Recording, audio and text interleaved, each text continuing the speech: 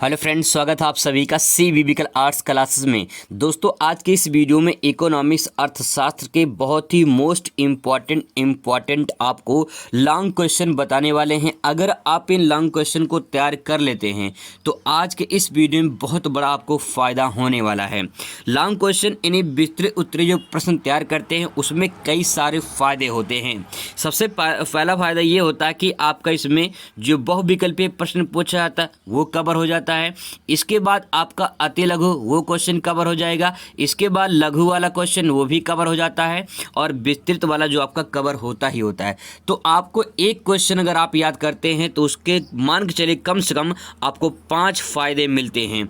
और अगर ऐसे आप 10 क्वेश्चन याद कर लेते हैं तो 10 पचे 50 यानी 50 क्वेश्चन आप तैयार कर लेंगे। ये दोस्तों कम समय में अच्छी तैयारी स्मार्ट तरीके से तैयारी कर सकते हैं। आप 10 क्वेश्चन तैयार करेंगे लेकिन वो 10 क्वेश्चन 50 क्वेश्चन के बराबर होगा। तो ज़्यादा मेहनत क्यों करना, आप 10 क्वेश्चन तैयार कर लीजिए, आपका 50 क्वेश्चन उससे ज़्यादा भी क्वेश्चन बन सकता है। आज मैं आपको वैसे ही विस्तृत उत्तरीय प्रश्न बताने वाला हूं जो हर बार रिपीट होते हैं, हर बार जो है सवाल पूछे जाते हैं। आइए समझाते हैं, आपको अच्छी तरीके से बताते हैं। मोस्ट इम्पॉर्टेंट क्वेश्चन आपके सामने लेकर आया हूँ। अगर आपको इसको PDF चाहिए तो मैं टेलीग्राम पे भेज दूंगा या तो अपने व्हाट्सएप नंबर पे भेज दूंगा, वहाँ पे आपको मिल जाएगा। अगर आपके पास व्हाट्सएप नंबर नहीं है तो आप जो है जो ज्वाइन वाला बटन है वहाँ पे क्लिक करके वहाँ से आप जो है व्हाट्सएप नंबर ले सकते हैं। चलिए आगे बढ़ते हैं। अब देखते हैं यहाँ पे सबसे पहला प्रश्न दोस्तों यहाँ पे है, मांग के नियम से आप क्या समझते हैं? एक उदाहरण और चित्र की सहायता से इसे समझाइए। सन 2023 में सवाल पूछा गया है। इसी सवाल को अथवा करके पूछा गया है, मांग के नियम की व्याख्या कीजिए, मांग के नियम की क्रियाशीलता के कारण बताइए। सन 2022 में सवाल पूछा गया है। इसी सवाल को जो है अथवा करके फिर पूछा गया है, सिद्ध कीजिए कि किसी वस्तु की कीमत इसकी तथा उसकी मांग कि मांगी गई मात्रा में विपरीत संबंध होता है। आरेख का प्रयोग करके समझाइए। ये भी 2022 में पूछा गया है। सवाल का उत्तर वही रहेगा लेकिन यहाँ पे देखिए सवाल चेंज कर दिया है, दोनों में जो सवाल कैसे बदल दिया है। तो आपको प्रश्न को समझना है कि प्रश्न पूछा क्या जा रहा है। फिर अथवा करके पूछा है, एक काल्पनिक सारणी तथा चित्र की सहायता से वस्तु की कीमत तथा मांगी गई मात्रा में संबंध को संक्षेप में समझाइए। सन 2022 में पूछा गया है।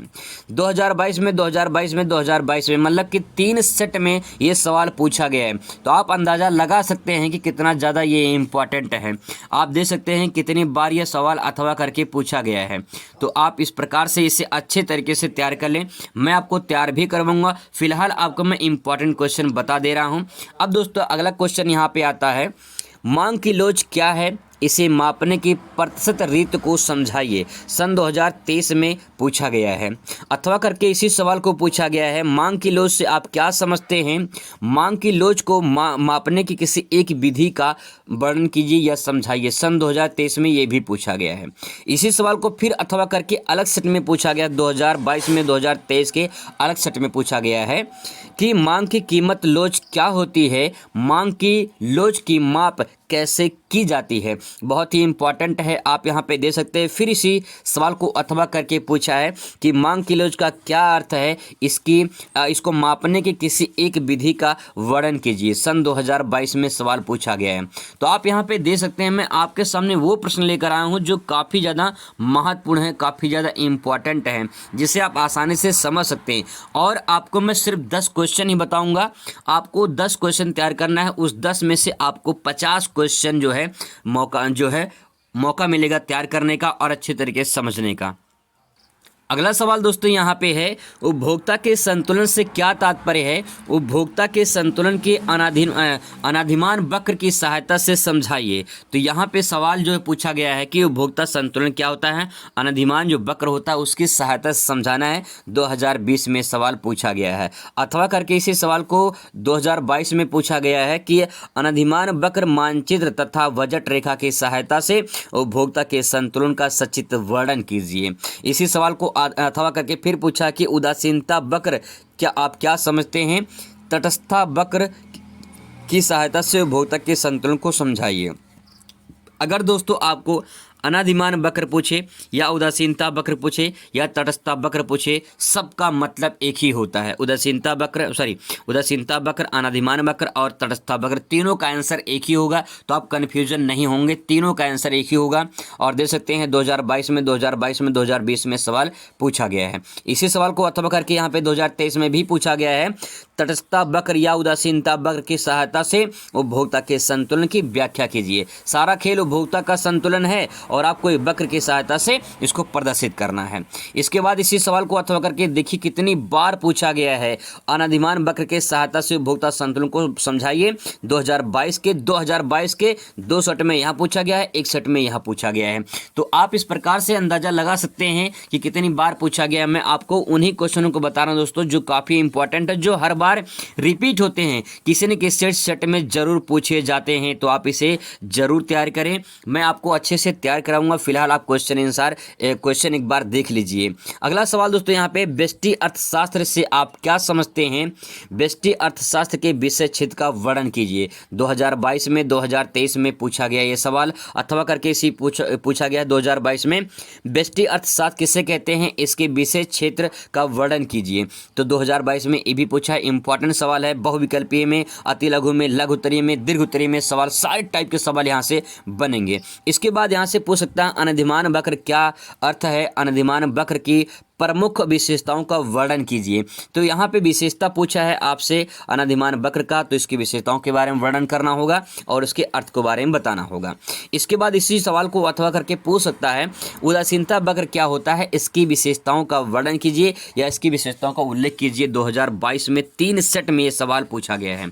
ठीक है, इसको छोड़ देते हैं, ये दो सेट में यहाँ पे पूछा गया है। तो आप इस प्रकार से अंदाजा लगा सकते हैं कितना ज़्यादा महत्वपूर्ण है ये वीडियो और कितना ज़्यादा इंपॉर्टेंट है ये सभी क्वेश्चन।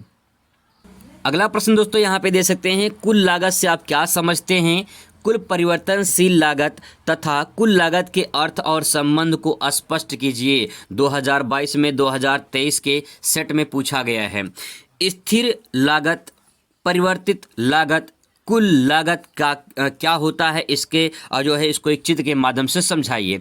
तो यहाँ पे जो है आपको ये बताना है कि स्थिर लागत क्या होता है, परिवर्तित लागत क्या होता है और कुल लागत क्या होता है। इसको एक चित्र के माध्यम से आपको जो है डिफाइन करना है। ठीक है, तो यहाँ पे सवाल बहुत इंपॉर्टेंट है, 2023 में पूछा गया है, 2023 में दूसरे सेट में पूछा गया है और इसी सवाल को अथवा करके यहाँ पे देखिए किस प्रकार से घुमा दिया है। तो आपको प्रश्न को समझना है, प्रश्न को अच्छे से समझ लेंगे तो उसका आंसर भी अच्छे से आप दे पाएंगे।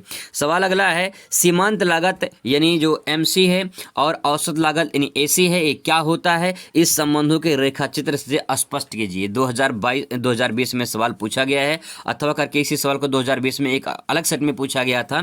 आरेख का प्रयोग करते हुए औसत लागत और सीमांत लागत के संबंध को समझाइए। तो आपको ये बताना है कि औसत लागत जो होता है वो क्या होता है और जो है आपका सीमांत लागत जो होता है वो क्या होता है। आपको इसको एक चित्र माध्यम से, एक रेखा चित्र के माध्यम से आपको समझाना है। ठीक है, आगे देखते हैं। अगला सवाल दोस्तों यहाँ पे है, पैमाने के प्रतिफल से आप क्या समझते हैं? पैमाने के वर्धमान प्रतिफल को समझाइए। 2020 में सवाल पूछा गया है, इसको आप तैयार कर लीजिए। यहाँ पे लास्ट प्रश्न आपके सामने है कि पूर्ति का नियम क्या है, चित्र द्वारा समझाइए अथवा आपूर्ति के नियम से आप क्या समझते हैं। इसी सवाल को पूर्ति का नियम पूछा है, फिर अथवा करके पूछा है कि आपूर्ति का नियम से आप क्या समझते हैं। कुछ लोग मान लो पूर्ति याद करके गए हैं और कहीं आपूर्ति दे दिया तो कन्फ्यूजन हो जाएगी, पूर्ति आपूर्ति क्या होता है। दोनों का आंसर सेम ही होगा, अलग नहीं होगा। आपूर्ति को प्रभावित करने वाले कारकों का वर्णन कीजिए, 2020 में सवाल पूछा गया है। तो दोस्तों इतने सारे इंपॉर्टेंट क्वेश्चन मैंने आपको बताए हैं, आप इसे एक बार जरूर तैयार कर लें। यहाँ पे जितने इंपॉर्टेंट क्वेश्चन मैंने बताए हैं, अगर आप इसे तैयार कर लेते हैं तो आपका बहुत बड़ा फायदा होगा। इसमें कई टाइप के सवाल बन जाएंगे। तो समष्टि अर्थशास्त्र के मोस्ट इंपॉर्टेंट लॉन्ग क्वेश्चन बताने वाला हूँ मैं। दोस्तों लॉन्ग क्वेश्चन आपको इसलिए बता रहा हूँ क्योंकि लॉन्ग क्वेश्चन तैयार करने से कई सारे फायदे हैं। पहला फायदा ये है कि आपका बहुविकल्पीय प्रश्न भी उसी में से तैयार हो जाता है, जो आपका अति लघु सवाल होता है वो भी उसी में से तैयार हो जाता है और जो आपका लघु उत्तरीय सवाल होता है ये भी आपका उसी में से कवर हो जाता है। इसके बाद दीर्घ उत्तरीय प्रश्न आपका तैयार होता ही है। अगर आप लॉन्ग तैयार कर लेते हैं तो दीर्घ तैयार तो होता ही है, उसके साथ में आपका बहुविकल्पीय अति लघु लघु उत्तरीय सवाल तैयार हो जाता है। मतलब दोस्तों एक काम करने से आपको कई सारे फ़ायदा हो रहे हैं, तो ज़्यादा मेहनत काम क्यों करना। आप स्मार्ट तरीके से काम करिए, आपको पूरा नंबर मिलेगा और अच्छी खासी तैयारी भी आपकी हो जाएगी। तो पिछली वीडियो दोस्तों मैंने जो है ये व्यष्टि अर्थशास्त्र के बारे में कुछ इंपॉर्टेंट क्वेश्चन बताया था, और जो है आज के इस वीडियो में हम लोग बात करेंगे जो है इसके कुछ और इम्पॉर्टेंट क्वेश्चन के बारे में जो समष्टि अर्थशास्त्र में पूछे गए हैं। दोस्तों एक बात ध्यान रखेंगे, अगर आप 5 लॉन्ग क्वेश्चन तैयार करते हैं तो 5 लॉन्ग क्वेश्चन जो है कम से कम मान के चलिए कि 50 लॉन्ग क्वेश्चन 50 क्वेश्चन के बराबर होता है। तो अगर आप 5 क्वेश्चन तैयार करेंगे तो 50 क्वेश्चन आपका बनेगा। तो कितना इम्पॉर्टेंट है ये। बहुत ही अच्छे क्वेश्चन मैंने सेलेक्ट किए हैं जो बार बार अलग अलग सेटों में पूछे जाते हैं। देखिए समष्टि अर्थशास्त्र है, सबसे पहला सवाल यहाँ पूछा गया है, समष्टि अर्थशास्त्र क्या है। समष्टि अर्थशास्त्र की विषय वस्तु की विवेचना कीजिए। इसी सवाल को अथवा करके पूछ सकता है आपसे, समष्टि अर्थशास्त्र से आप क्या समझते हैं। समष्टि अर्थशास्त्र की विषय क्षेत्र का वर्णन कीजिए। बहुत ही इंपॉर्टेंट सवाल है और आपको बता दें कि 2024 में ये प्रश्न आपको देखने को जरूर मिलेगा, इसलिए आप इसे जरूर तैयार करें। इसके बाद दोस्तों सवाल यहाँ पे है, राष्ट्रीय आय की गणना करने की किसी एक विधि का वर्णन कीजिए। इसी सवाल को अथवा करके पूछ सकता है, राष्ट्रीय आय को मापने की उत्पादन गणना विधि या फिर व्यय विधि को समझाइए। तो गणना विधि या फिर व्यय विधि को समझाइए, ये आपसे सवाल पूछा जा सकता है। मैं आपको सारे प्रश्न का जो है जवाब जो है दूसरे वीडियो में दूंगा। अच्छे तरीके से मैं उसको नोट डाउन करके आपको समझाने की कोशिश करूंगा और याद कराने की पूरी गारंटी लूंगा। अब दोस्तों यहाँ पे सबसे पहले आपको ये समझना है कि कौन कौन से क्वेश्चन इंपॉर्टेंट हैं। डायरेक्ट मैं आपको क्वेश्चन बता रहा हूँ जो काफ़ी ज़्यादा महत्वपूर्ण हैं। राष्ट्रीय आय को मापने की उत्पादन विधि की विवेचना कीजिए। यहाँ पे आप दे सकते हैं कि अथवा करके कितनी बार से सवाल पूछा गया। आप यहाँ पे देखिए, पहला सवाल तो यहाँ पे ये हो गया राष्ट्रीय गणना करने की, फिर राष्ट्रीय आय को मापने की उत्पादन गणना विधि पूछा गया है, फिर राष्ट्रीय आय को मापने की एक उत्पादन विधि पूछा गया है, फिर राष्ट्रीय आय को परिभाषित कीजिए, राष्ट्रीय आय की गणना करने की एक विधि का वर्णन कीजिए। यानी सवाल जो है लगातार पूछा जा रहा है। 2020 से एनसीईआरटी लागू है, 20 में देखिए पूछा है, 22 में पूछा है, 23 में पूछा है। अलग अलग प्रकार से क्वेश्चन पूछा जा सकता है। तो क्वेश्चन कैसे घुमाता है मैं आपको ये समझाना चाह रहा हूँ। बस क्वेश्चन कैसे पलट देता है और लोग कन्फ्यूजन में हो जाते हैं कि मैंने तैयार नहीं किया था, ये कहाँ से आ गया, दूसरा मैंने तैयार किया था। तो देख लीजिए क्वेश्चन कैसे पलट देता है। आगे देखिए अगला सवाल बहुत ही इंपॉर्टेंट है, केंद्रीय बैंक को बैंकों का बैंक क्यों कहा जाता है। अथवा करके पूछा है, भारतीय रिजर्व बैंक को बैंकों का बैंक क्यों कहा जाता है। यानी जो बैंकों का बैंक है वो कौन है, आरबीआई है, रिजर्व बैंक है, इसे केंद्रीय बैंक कहा जाता है। क्यों कहा जाता है इसके बारे में आपको लिखना होता है। अथवा करके इसी क्वेश्चन को पूछा गया है कि भारतीय रिजर्व बैंक के कार्यों का वर्णन कीजिए। भारतीय रिजर्व बैंक का कार्य क्या है। जैसे आरबीआई क्या करती है, आरबीआई नोट छापने काम करती है, तो ऐसे ही न जाने और कितने काम होंगे जो आरबीआई करती है। उन्हीं कार्यों का जो है वर्णन करना है। ठीक है, आगे देखिए, मुद्रा को परिभाषित कीजिए, मुद्रा के कार्यों का व्याख्या कीजिए। अथवा करके सवाल पूछा गया है, मुद्रा के प्रारंभिक और अनिवार्य या फिर अनिवार्य सेवाएं क्या है इसके बारे में बताना है। सिंपल सी बात यह है कि मुद्रा क्या होता है और मुद्रा के कार्य क्या होते हैं, ये आपको समझना है और यही पूरा जो है आपको आंसर लिखना है। देख सकते हैं 2022 में 2023 में सवाल पूछा गया है। इसके बाद दोस्तों यहाँ पे कुछ इंपॉर्टेंट सवाल और हैं, बस इसके बाद ये एंड हो जाएगा। समझने की कोशिश करेंगे यहाँ पे थोड़ा सा। केंद्रीय बैंक की साख नियंत्रण की विधियां की व्याख्या कीजिए। साख का मतलब होता है ऋण, ऋण नियंत्रण की विधियों का वर्णन करना है, उसकी व्याख्या करना है। ठीक है, आगे देखिए इसी क्वेश्चन को अथवा करके पूछा है कि भारतीय रिजर्व बैंक की मौद्रिक नीति से संबंधित कौन कौन से उपकरण हैं। 2022 में सवाल पूछा गया है, इसका पीडीएफ भी मैं आपको दे दूंगा। भारतीय रिजर्व बैंक की साख नियंत्रण रीतियों की विवेचना कीजिए। सवाल 3 प्रकार से पूछा है, आंसर आपका एक ही होगा। बहुत अच्छे तरीके से समझ सकते हैं। इंपॉर्टेंट सवाल दोस्तों यहाँ पे है। इसके बाद दोस्तों यहाँ पे दिया गया है, केन्स के रोजगार सिद्धांत की व्याख्या कीजिए। प्रोफेसर केन्स जो हैं उनके रोजगार सिद्धांत की व्याख्या कीजिए। अथवा करके पूछ सकता है कि केन्स के पूर्ण रोजगार सिद्धांत का विस्तार से समझाइए। यहाँ पे इंपॉर्टेंट सवाल ये है कि केन्स के रोजगार संबंधी सिद्धांत को आपको तैयार करना है। ठीक है, आगे देखिए, सरकारी बजट के उद्देश्यों की संक्षेप में बताइए। और फिर यहाँ पे 2-3 सवाल और हैं। भुगतान शेष के चालू खाते और पूंजी खाते को समझाइए। 2022 में 2023 में पूछा गया है। विदेशी विनिमय दर पर एक संक्षिप्त टिप्पणी लिखिए। विनिमय दर निर्धारण करने का विवेचना कीजिए। कैसे निर्धारण होता है विनिमय दर, उसके बारे में बताना है। तो दोस्तों ये इंपॉर्टेंट क्वेश्चन है यहाँ पे। आप इसको समझ सकते हैं। इसका PDF अगर चाहिए तो मैं टेलीग्राम पे भेज दूंगा या फिर व्हाट्सएप नंबर पे भेज दूंगा, जहाँ पे जो लोगों ने व्हाट्सएप नंबर लिया है। अगर आप नहीं जानते हैं तो पिछले वीडियो मैंने बताया है, आप उसे ज़रूर देखें ताकि जो है आपको व्हाट्सएप नंबर मिल जाए और वहाँ से जो है आप PDF पूरा प्राप्त कर सकते हैं। मिलते हैं नेक्स्ट वीडियो में। Thanks for watching.